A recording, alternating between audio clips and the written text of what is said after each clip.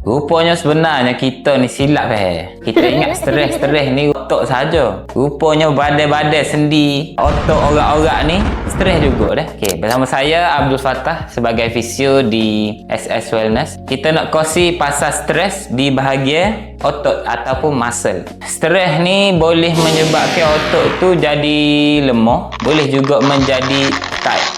Jadi kerah. Sebabnya punca dia tak cukup makan. Darah tak sapa, nutrien hak dia perlu ke tak sapa, gula, air dah. Apa yang menyebabkan benda ni? Satu, kita tak aktif. Masalah stres ni boleh berlaku jika tidak aktif. Jadi siapa golongan yang tidak aktif ni? 40 ke 50 Dia fokus sangat dengan kerja. Kalau kita tengok anak muda, pergi main bola, pergi main futsal, pergi main gym. Jadi stres kepada otak ni, kalau kira kat 20% ke 30% dibandingkan dengan orang umur 40 Okey, bahaya ke tak kalau kita biarkan berlarutan kita kira otak stres ni? Dia boleh mengakibatkan weakness. Kalau kita merujuk kepada pelvic floor, kalau dia lemah, kita akan jadi pancak awal dah. Pancak awal ni pehel-pehel lah. Mula-mula 10 minit terkira normal lagi. Kalau 5 minit, 2 minit, orang jatuh tak lihat lagi tu. Malu kau kata wah. Kalau ada masalah ni, jangan risau.